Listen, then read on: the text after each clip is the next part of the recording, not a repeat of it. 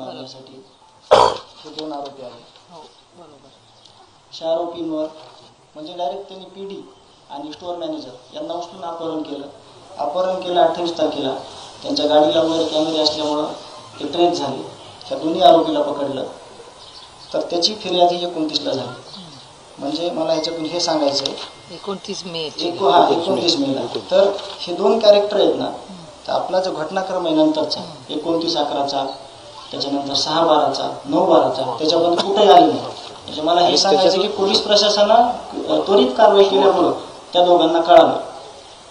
एक आरोपी आणखी त्याच्यातला हा आरोपी आहे ना अनोळखी, तो सगळ्यांच्या ओळखीचा आहे. हा ते सांगतो ना, त्याची माहिती आपण त्यांच्याकडून घेऊ, पण त्याच्यावर कुठलीही कारवाई नाही. आणि हेच इथली आमच्या पोलीस प्रशासनाची पद्धत आहे. इतर टाकून द्यायचं, तपासात काही सापडलं नाही म्हणायचं, त्याला सोडून द्यायचं, त्याचा पाठपुरावा देखील कोणी करत नाही. तर मला सांगायचं होतं की हे पहिला FIR आहे की जिथल्या तिथं कारवाई केल्यामुळे हे कॅरेक्टर पुढे कुठल्याही याच्यामध्ये आले नाही. त्याच्यानंतर 6 तारखेला ज्यावेळेस खंडणी मागण्यासाठी हे लोक आले 6/12ला, त्याच्या अगोदरचा पण एक FIR आहे 29/11चा. तोच 29च्या तारखेत आला. नाही हा तसं ही सिक्वेन्स अशी आहे. 29/11ला ज्यावेळेस इथं खंडणी मागायला आले त्यांच्या नावाखाली, त्यावेळेस हे तेजच्या एका राजकीय कार्यालयात बसले होते तालुका अध्यक्षाच्या, जो की ह्याच्यातला खुनाचा आरोपी आहे विष्णू चाटे. तर 29/11ला हा जो टायमिंग आहे ना, त्या टायमिंग मध्ये हे महाशय त्यांची एक रजिस्ट्री होती. ही त्या धमकीचा जो टायमिंग आहे आणि इथल्या रजिस्ट्रीचा टायमिंग आहे तो सेम आहे. हा टायमिंग हा. ही दुसरी घटना इथली, त्याच्यावर पण कुठलीच कारवाई त्यावेळेस झाली नाही. ही केस संतोष अण्णाचा खून झाल्यावर पोलिसांना कळलं की करायला पाहिजे. त्यावेळेस देखील हे लोक तिथे गेले, बसले, त्यांची कुठलीही तक्रार घेतली नाही. कारण का वरून फोन आला एकदा तक्रार घेऊ नका, तर इथं कुणी जरी आलं, किती जरी मुर्दे पडले, तर इथलं पोलीस स्टेशन तिथली कुणाची केस घेत नव्हतं. ही वास्तविकता आहे. ही बाप्पांना माहिती आहे, ही सगळ्या आमच्या पंचक्रोशीत माहिती आहे, सगळ्यांना माहिती आहे.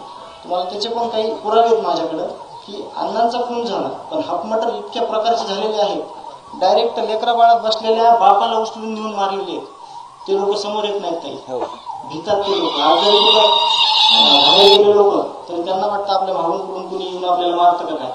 तर हे झालं 29 तारखेचं, जो की FIR याचा कधी झाला, घटना झाली 29ला आणि FIR झाला 11/12ला खुनाच्या नंतर. ज्यावेळेस त्यावेळेस बाप्पा तिथं बसले, तिथून त्यांचा मेल पडल्यानंतर ही सुद्धा FIR झाला नाही, तर हा सुद्धा FIR होत नव्हता. त्याच्यानंतर 6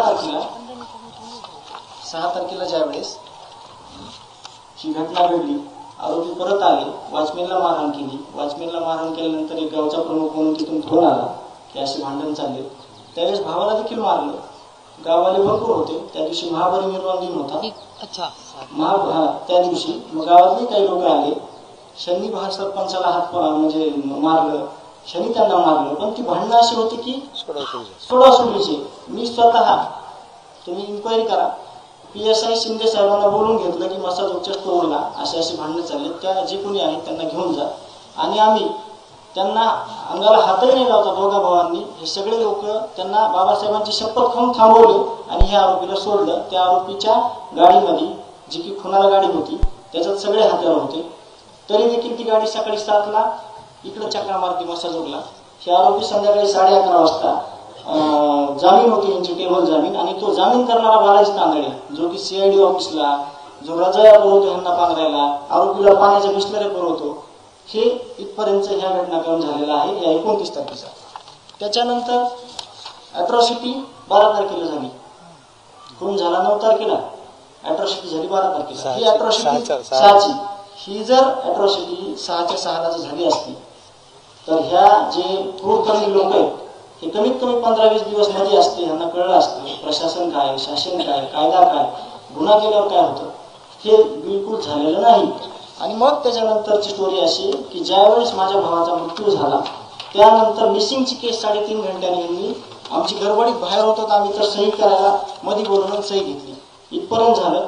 त्याच्यानंतर घटना घडली 7 पर्यंत. सगळे लोक गावातल्या रस्त्यावर बसले रात्रीच्या 1 वाजेपर्यंत. तोपर्यंत कुठलीही कुणी त्याच्यात फेरबदल केला नाही, कुणी पुरवणी एफआयआर घेतला नाही. रात्री 1 वाजता शब्द दिला, जे PI बल्लाळ आहेत, ऑडिओ क्लिप त्यांच्या आलेले आहेत, त्यांचे काय संबंधित कोणासोबतचे, तर त्या बल्लाळांनी इथं सांगितलं की 9 वाजेपर्यंत आम्ही आरोपी तुमच्याकडे आणतो, तुम्ही आता उठा. बाया, माणसं, लेकरं, सर्वसामान्य माणसं रस्त्यावर बसलेले होते. मग सकाळी 9 वाजेपर्यंत त्यांनी कुठलीच कारवाई केली नाही.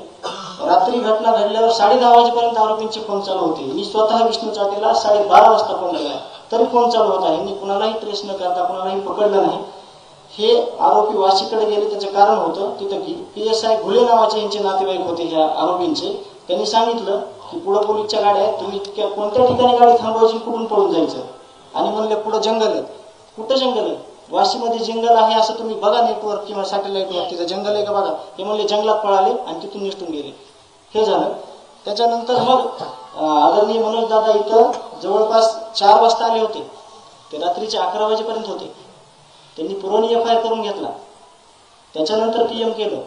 1:30 वाजता इथं ज्यावेळेस अंत्यविधी झाला भावाचा, त्यावेळेस मनोज दादा इथं होते.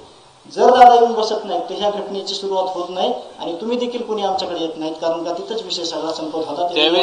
गुन्हा नोंद झाला त्या दिवशी. दुसऱ्या दिवशी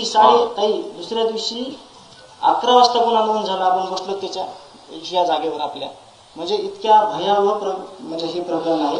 मग पुरवणी जबाब केला. त्याच्यानंतर